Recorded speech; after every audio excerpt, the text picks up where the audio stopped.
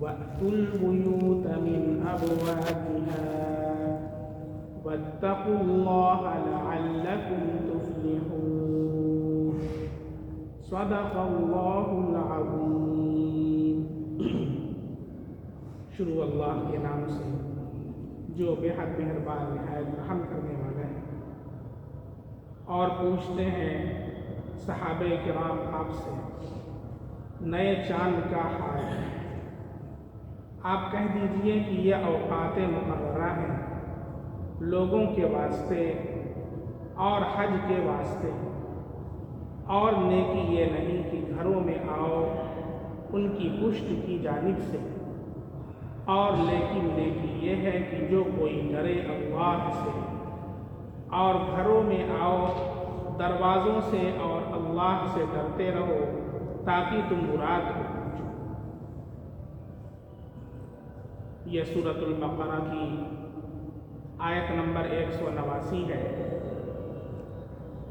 اس سے پہلے جو پاؤ پارا آیا دوسرے پارے کا، لیس البر بأن تولوا وجوہکم قبل المشرق والمغرب، وہاں پر یہ بات آ چکی ہے کہ یہاں سے ابواب البر کا بیان ہے، یعنی نیکیوں کا بیان ہے۔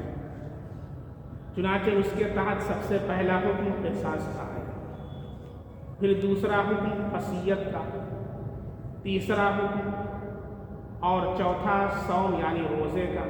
چنانچہ روزے کے متعلق بہت سے مسائل آپ کے سامنے تقریباً 3-4 ہفتے بیان کیے، اور اس کے متعلقہ مسائل، سحری کا وقت کیا ہے، افطار کا وقت کیا ہے، اسی طریقے سے اعتکاف کے مسائل، 5واں اعتکاف کا بیان ہے، چھٹا مال حرام سے بچنے کا، تو اس سے پہلی آیت گزری۔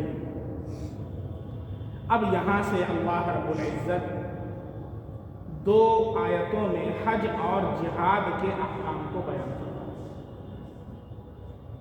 یہاں سے کن احکام کو بیان کیا جا رہا ہے؟ حج اور جہاد کے احکام۔ اور حج کے حکم سے پہلے یہ بتا دیا گیا کہ روزہ اور حج وغیرہ میں قمری مہینوں اور دنوں کا اعتبار ہوگا۔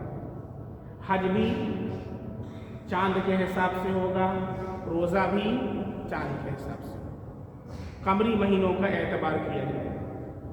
چنانچہ یہاں پر یسألونک عن الأہلہ کہا گیا۔ یسألون یہ جمع مذکر غائب کا صیغہ ہے، یعنی وہ لوگ سوال کرتے ہیں۔ کون سوال کرتے ہیں؟ صحابہ کرام۔ یسألونک آپ سے، کس سے؟ نبی کریم صلی اللہ علیہ وسلم۔ قرآن کس پر نازل ہو رہا ہے؟ ہمارے نبی صلی اللہ علیہ وسلم۔ تو کہہ رہے ہیں یسألونک یعنی صحابہ کرام آپ سے سوال کرتے ہیں۔ عن الأہلہ، اہلہ کس کی جمع ہے؟ ہلال۔ اور ہلال کسے کہتے ہیں؟ قمری مہینوں کے شروع کا جو چاند ہوتا ہے اسے ہلال کہا جاتا ہے۔ چنانچہ آپ دیکھتے ہیں کہ وہ بہت باریک سا ہوتا ہے، اور پھر اس کے بعد بڑھتے بڑھتے بڑھتے 14ویں رات کو بدر کامل ہو جاتا ہے، پورا چاند ہو جاتا ہے، اور پھر اس کے بعد سے گھٹنا شروع ہوتا ہے، اور گھٹتے گھٹتے گھٹتے پھر وہ اسی حالت پر ہے۔ اس کے بارے میں صحابہ نے سنا کہ یہ جو چاند گھٹتا ہے، بڑھتا ہے، کبھی پتلا، کبھی اور موٹا، کبھی اور موٹا، حتیٰ کہ پورا ماہ کامل ہو جاتا ہے، پھر گھٹنا شروع ہوتا ہے۔ تو یہ اس کے بارے میں صحابہ کرام نے اللہ کے نبی صلی اللہ علیہ وسلم سے سوالا۔ تو اہلہ ہلال کی جمع ہے، اور قمری مہینے کی ابتدائی چند راتوں کے چاند کو ہلال کہا جاتا ہے۔ پھر کہا قل ہی مواقیت للناس والحج، اے نبی کہہ دیجئے کہ یہ لوگوں کے لیے اور حج کے لیے اوقات کو بیان کرنے کا ذریعہ ہے۔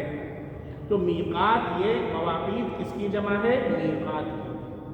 میقات آپ نے سنا ہوگا جب حجاج حج کے لیے جاتے ہیں تو میقات سے پہلے، یا کوئی بھی عمرہ کے لیے جا رہا ہے تو میقات سے پہلے احرام باندھنا اس کے لیے ضروری ہوتا ہے۔ اگر میقات کراس کر گیا اور احرام نہیں باندھا تو اس پر دم لازم ہو جاتا ہے۔ یہ مسائل آپ حضرات جانتے ہیں۔ اور ہر جگہ کا میقات الگ ہے، جیسے ہندوستان سے جو لوگ جاتے ہیں ان کا میقات ذوالحلیفہ ہے، اسی طریقے سے اور جو دوسرے خطوں سے آتے ہیں ان کے لیے ایک میقات مقرر کر دیا گیا ہے، اس کو میقات کہا جاتا ہے۔ اور یہ مواقیت، یہ جو یہاں پر قرآن میں کہا مواقیت للناس، یہ میقات کی جمع ہے، اور اس کے معنی وقت کے آتے ہیں، میقات کے معنی وقت کے آتے ہیں، یہ اسی طریقے سے منتہائے وقت کے آتے ہیں، یعنی وقت کا آخری حصہ جو ہوتا ہے اس کو میقات کہا جاتا ہے، اور یہ مواقیت میقات کی جمع ہے۔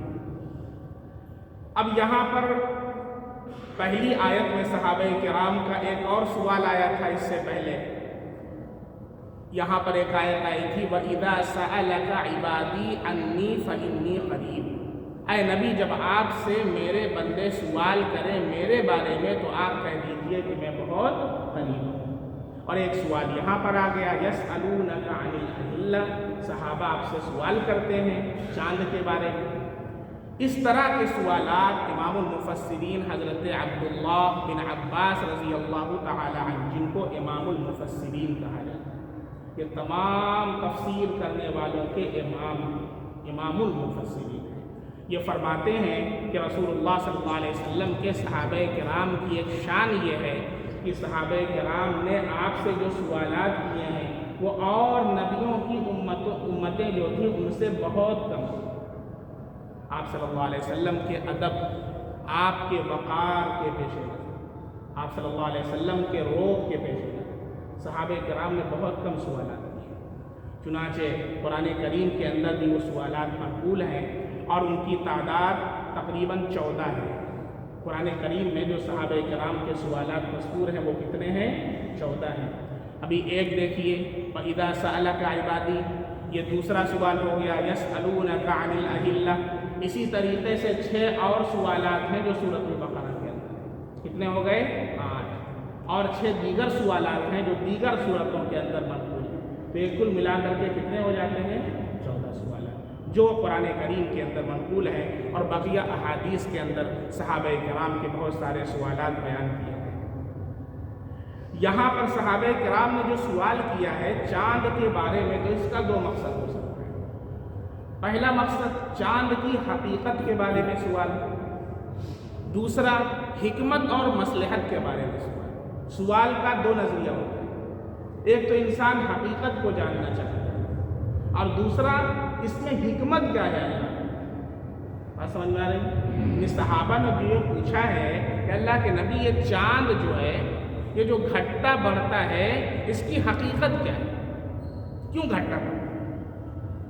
دوسرا یہ مقصد ہے سائل کا کہ وہ اس میں حکمت جاننا چاہتا ہے کہ اللہ رب العزت کی اس میں حکمت کیا ہے گھٹنے بڑھنے، بات سمجھ میں آ رہی؟ تو یہ دونوں تفاسیر ملتی ہیں کہ ہو سکتا ہے کہ صحابہ کرام نے حقیقت کے بارے میں سوال کیا، اور یہ بھی ہو سکتا ہے کہ حکمت اور مصلحت کے بارے میں سوال کیا، لیکن جو جواب دیا گیا ہے قُلْ هِيَ مَوَاقِيتُ لِلنَّاسِ وَالْحَجِّ، یہ حکمت والا جواب ہے۔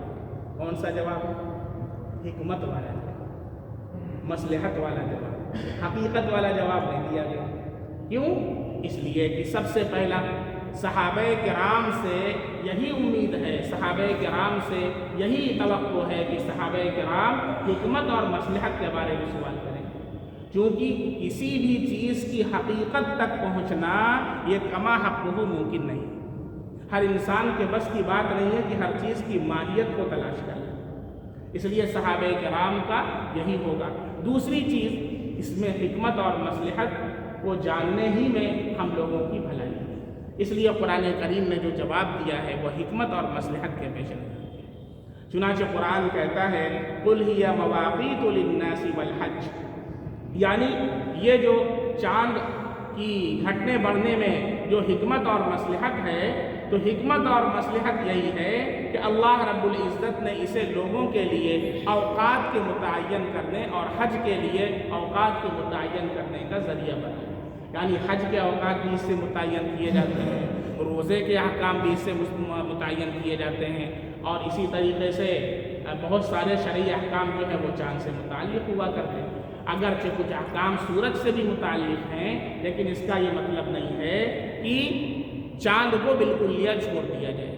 اکثر احکام اسلامی جو ہے وہ چاند کے حساب سے، جیسے بیوہ عورت جس کے شوہر کا انتقال ہو گیا اس کی عدت کا مسئلہ کہ چاند کے حساب سے اگر پہلی تاریخ کو انتقال ہوا ہو، اسی طریقے سے بہت سارے مسائل، رمضان کا جو ہے روزہ، تراویح ہے، اسی طریقے سے عید ہے، بقرعید ہے، حج، یہ سارے کے سارے چاند سے متعلق ہوتے ہیں۔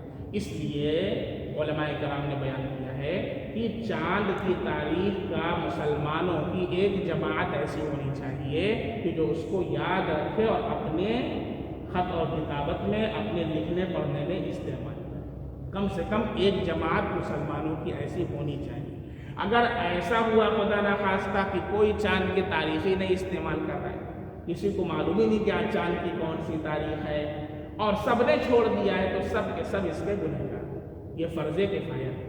ایک جماعت تو کم سے کم ہونی چاہیے کہ جو قمری تاریخ کو یاد رکھے، اس کو استعمال کرے۔ اس لیے ہم سب سے کہتے ہیں، اس سے پہلے بھی ہم نے کہا ہے اور آج بھی کہہ رہے ہیں کہ آپ تمام حضرات کو اپنے آفس کے کام میں اس طریقے سے جو بھی کام ہوتے ہیں وہ تو آپ اپنا کیلنڈر، شمسی کیلنڈر کے حساب سے کر لیا کریں، لیکن گھر کے اندر آپ کا جو کیلنڈر ہے اس پر اردو تاریخ بھی ہوتی ہے، وہ کیلنڈر استعمال کیا کریں۔ اور گھر کے اندر ایک دن میں ایک مرتبہ کسی بھی وقت جب آپ شام کو آئیں یا گھر سے جب آپ جانے لگیں، اس وقت چاند کی تاریخ سب کو بتا دیا۔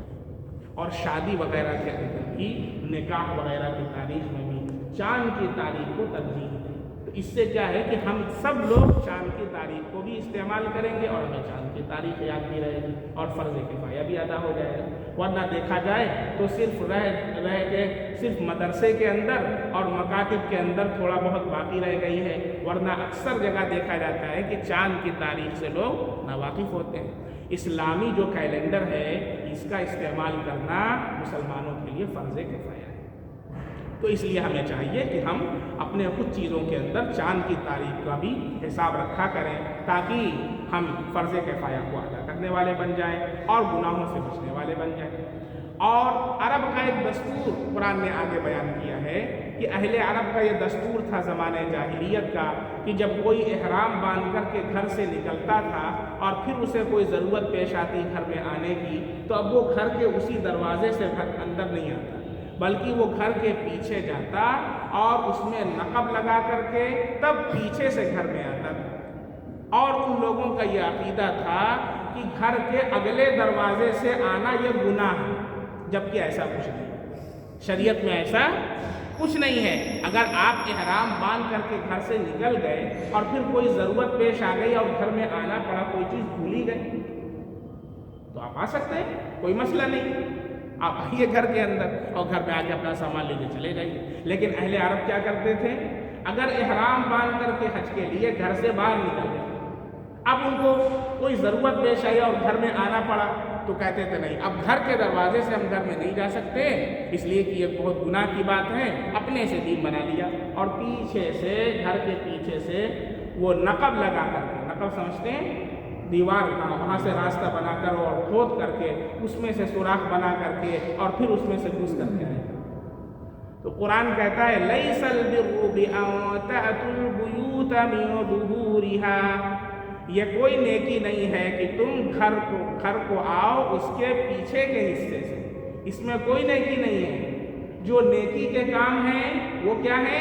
کہا وَلَٰكِنَّ الْبِرَّ مَنِ اتَّقَىٰ، لیکن نیکی تو وہ شخص ہے جو تقوی اختیار کرے، وَأْتُوا الْبُيُوتَ مِنْ أَبْوَابِهَا، اور گھروں کو اس کے دروازے سے آئے۔ یہاں سے کیا پتہ چلا کہ شریعت میں جو احکام بیان کیا گیا ہے اس میں اپنی طرف سے کمی بیشی کرنا ہی بدعت ہے، کم کرنا بھی اور زیادہ کرنا بھی، کچھ لوگ بڑھا دیتے ہیں اور کچھ لوگ گھٹا دیتے ہیں، ان دونوں سے بچنا ہے۔ بڑھانے کو افراط کہتے ہیں اور گھٹا دینے کو تفریط کہتے ہیں۔ افراط سے بھی بچنا ہے اور تفریط سے بھی بچنا ہے، اور صراط مستقیم پر ہمیں چلنا ہے۔ ہم اللہ سے کیا دعا کرتے ہیں؟ اہدنا الصراط المستقیم۔ یہ جو صراط مستقیم ہے یہ اللہ کی بہت بڑی نعمت۔ ہر نماز کے اندر ہر مسلمان اللہ سے کیا دعا کرتا ہے؟ اہدنا الصراط المستقیم، اے اللہ تو ہمیں صراط مستقیم کی ہدایت فرما۔ ایک مرتبہ آپ صلی اللہ علیہ وسلم نے ایسے صحابہ بیٹھے ہوئے تھے تو آپ نے بہت سی ایسے لکیریں کھینچی، بہت سی لکیریں کھینچی۔ صحابہ کرام سے پوچھا کہ بتاؤ صراط مستقیم کیا ہے؟ صحابہ نے کہا اللہ اور اس کے رسول زیادہ جانتے ہیں۔ تو آپ صلی اللہ علیہ وسلم نے پھر ایسے لکیر کھینچی، سیدھی، کہا کہ یہ جو سیدھی لکیر ہے یہ صراط مستقیم، اور جو جتنی لکیریں یہ ٹیڑھی ٹیڑھی ہیں یہ سب کے سب صراط مستقیم سے ہیں۔ اس لیے ہم اللہ سے کیا مانگتے ہیں؟ صراط مستقیم۔ اور صراط مستقیم کون سا راستہ ہے؟ جو افراط سے بھی پاک ہو، جو تفریط سے بھی پاک ہو۔ اس سے پہلے اس کے اوپر بہت سی باتیں ہو چکی ہیں۔ اللہ کا کرم ہے کہ اللہ نے امت محمدیہ کو صراط مستقیم عطا کیا اور امت وسط بنایا۔ اس سے پہلے کی امتوں کو آپ دیکھیں، حضرت موسیٰ علیہ السلام کی امت جو تھی اس کے اندر افراط تھی، حضرت عیسیٰ علیہ السلام کی امت میں تفریط۔ افراط کیا تھا؟ حضرت موسیٰ علیہ السلام کی امت میں اگر ناپاکی کپڑے پر لگ گئی تو دھلنے سے پاک نہیں ہوتا، اتنا کپڑا آپ کو کاٹ کر کے پھینکنا پڑتا۔ اگر یہاں ناپاکی لگ گئی تو اس کو آپ دھل نہیں سکتے، اس کو کاٹ کر پھینکنا پڑے گا تب کپڑا پاک ہوگا۔ یہ موسیٰ علیہ السلام کی امت میں ہوتا۔ اور عیسیٰ علیہ السلام کے اندر کیا تھا امت میں؟ اگر ناپاکی تھوڑی سی لگی ہے تو بھی چلے گا، کوئی مسئلہ نہیں۔ یہ تفریط ہے۔ امت محمدیہ ہے، اس کو اللہ نے امت وسط بنایا۔ وَكَذَلِكَ جَعَلْنَاكُمْ أُمَّةً وَسَطًا۔ اتنا بڑا انعام ہے، ہم سمجھے تو صحیح کہ اللہ نے ہمیں کون سی امت بنایا؟ اللہ نے ہمیں معتدل امت بنایا ہے، جو افراط سے بھی پاک ہے، جو تفریط سے بھی پاک ہے۔ نہ کپڑے کو کاٹنا ہے اور نہ نجاست لگے گی تو چلے گا، اس کو دھل لو۔ اللہ نے ہمارے نبی صلی اللہ علیہ وسلم کے صدقے طفیل کتنی آسانیاں ہم پر فرمائی ہیں۔ کاش کہ ہم اپنے نبی صلی اللہ علیہ وسلم کے شکر گزار ہوں، آپ کے احسانات کو سمجھنے والے۔ آپ صلی اللہ علیہ وسلم تو سید الانبیاء والمرسلین ہیں، آپ کے صدقے اللہ نے کتنے احسانات اس امت کے اوپر فرمائے۔ تو یہ امت وسط ہے، صراط مستقیم پر گامزن رہنا ہے، افراط سے بھی بچنا ہے، تفریط سے بھی بچنا ہے، غلو سے بھی بچنا ہے، اور اس کے اندر اس کی فضیلت کو کم کرنے سے بھی بچنا ہے۔ ابھی شب برات کے بارے میں ہم نے بتایا تھا، دو طرح کے لوگ ہیں، کچھ وہ ہیں جو شب برات کو مانتے نہیں، کچھ نہیں، جبکہ 17 صحابہ کرام سے شب برات کی فضیلت منقول۔ اور کچھ وہ لوگ ہیں جو شب برات کی فضیلت کے ساتھ ساتھ اس کے اندر اتنی سی بدعات اور خرافات کو داخل کر دیتے ہیں۔ یہ دونوں گروہ، پہلا والا افراط، دوسرا والا امت معتدل اللہ نے بنایا ہر چیز کے اندر۔ ہم شب برات کی فضیلت کے قائل ہیں، بدعات کے منکر، شب برات کی فضیلت کے قائل ہیں، اس کے اندر اجتماعی عبادت کے منکر۔ یہ ہے امت وسط، یہ ہے امت معتدلہ۔ ہر حکم کے اندر آپ دیکھیں گے انشاءاللہ تو اللہ رب العزت نے یہ ایک امت پر احسان فرمایا ہے کہ ہر چیز کے اندر اعتدال والا راستہ ہے، ہر چیز کے اندر۔ تو یہاں پر بھی اللہ رب العزت نے جو بیان فرمایا ہے اس کے اندر بھی اعتدال ہے کہ اپنی طرف سے نہ تو کمی کرنا ہے اور نہ بیشی کرنا ہے۔ کوئی حکم اللہ رب العزت کا جو ہے اس کو اسی طرح برقرار رکھنا ہے، اپنی طرف سے بڑھا دیا۔ اذان کے اندر لا الہ الا اللہ محمد رسول اللہ، اذان کے اندر لا الہ الا اللہ ہے نا، وہ آخر میں کیا بڑھا دیا؟ محمد رسول اللہ۔ کہیں گے اچھا ہی تو لگ رہا ہے، کلمہ ہی تو ہے۔ ارے کلمہ ہی تو بڑھا رہے ہیں، نہیں بڑھا سکتے۔ نماز 2 رکعت فجر کی ہے تو 2 ہی رکعت پڑھیں، اب کوئی 3 رکعت پڑھے اور تیسری رکعت میں سورہ فاتحہ پڑھے اور درود شریف پڑھے اور سورت پڑھے اور گالی تو دے گا نہیں، لیکن وہ 3 رکعت اس کے منہ پر باقی ہے۔ کیوں؟ اس لیے کہ جیسا حکم تھا ویسا نہیں۔ بات سمجھ میں آ رہی؟ اسلام نام ہے مکمل انقیاد، اسی لیے قرآن کہتا ہے یا ایھا الذین آمنوا ادخلوا فی السلم کافہ، ایمان والو اسلام میں پورے کے پورے داخل ہو جاؤ۔ کیا مطلب؟ ایمان ہے، اسلام نہیں ہے، ابھی تو اللہ کہہ رہا ہے، ایمان والوں سے کہہ رہا ہے یا ایھا الذین آمنوا، ایمان والو ادخلوا فی السلم کافہ، اسلام میں پورے کے پورے داخل ہو جاؤ۔ کیا مطلب؟ ایمان تو ہے، اسلام نہیں ہے۔ ایمان تو ہے، اسلام نہیں۔ اس سے پہلے بتا چکا ہوں ایمان کسے کہتے ہیں، اسلام کسے کہتے ہیں، ایمان کا سفر کہاں سے شروع ہوتا ہے، کہاں پر ختم ہوتا ہے، اسلام کا سفر کہاں سے شروع ہوتا ہے، کہاں پر ختم ہوتا ہے۔ اب بار بار تو دہرائیں گے، اس لیے تفسیر میں بیٹھے کہ عقائد کا جو معاملہ ہے بہت نازک ہے۔ ذرا سا عقیدے کے اندر کمزوری آئے گی، یہ اعمال کی عمارتیں منہدم ہو جائیں گی۔ ذرا سا یہ عقیدے کو مضبوط۔ کل قیامت کے دن حدیث پڑھی گئی صحیح چکو سبزی منڈی کی تفسیر، اللہ کے نبی صلی اللہ علیہ وسلم جہنمیوں کو نکالا جائے گا جن کے دل کے اندر رائی کے دانے کے برابر بھی ایمان ہوگا، اور اللہ کے نبی کی شفاعت سے انہیں جنت میں داخل کیا جائے گا۔ لیکن ایک شرط لگا دیا، جس کا عقیدہ صحیح ہو۔ بہت بڑی شرط ہے عقیدہ۔ کوئی عقیدہ ایسا پا لیا گیا کہ عقیدے میں خرابی تھی، شرکیہ عقیدہ تھا، اشرکا، تو پھر اب کوئی چانس نہیں، کیونکہ قرآن میں خود اللہ نے کہہ دیا ہے یا ایھا الذین آمنوا، قرآن میں اللہ نے کہہ دیا ان اللہ لا یغفر ان یشرک بہ، اللہ شرک کو معاف نہیں فرمائیں گے، شرک کے علاوہ کو معاف کر دیں۔ حضرت مولانا استاد محترم حضرت مولانا سمیر الدین صاحب قاسمی مالک چشتر انگلینڈ کی کتاب ثمرۃ العقائد، جس میں حضرت نے 300 سے اوپر عقائد کو بیان کیا، اور ہر عقیدے کے نیچے 3 قرآن کی آیتیں اور 3 احادیث۔ ہر عقیدہ، ایک عقیدہ، اس کے بعد 3 قرآن کی آیتیں، پھر 3 احادیث کی۔ کاش کہ ہر گھر کے اندر، تعلیم کے حلقوں کے اندر، علماء کے حلقوں کے اندر، مکاتب کے اندر، کم سے کم جو پڑھے لکھے نوجوان ہیں وہ اپنے گھروں کے اندر اس کو بھی اپنی تعلیم میں شامل کریں اور عقائد کو مضبوط کریں۔ اور جو حضرات بھی پڑھنا چاہیں علماء کرام سے رابطہ کر کے ایک ایک عقیدہ روزانہ پڑھ سکتے ہیں، 1 سال میں سارے عقائد کی تصحیح ہو جائے گی۔ ہو سکتا ہے کہ بہت سے عقائد کے اندر ہمیں بھی کیا ہو، شک و شبہ ہو، اس کو ہم مضبوط کریں۔ عقیدے کا معاملہ بہت نازک ہے، وہ عقائد کو ہم صحیح کریں، اور اگر اس میں کوئی غلطی ہے تو اللہ سے توبہ کر لیں، استغفار کر لیں، اللہ معاف کرنے کے لیے تیار۔ اللہ رب العزت ہم سب کو علم و عمل کی توفیق عطا فرمائے۔ ایک مرتبہ میں نے دعا بتائی تھی اذان کے بعد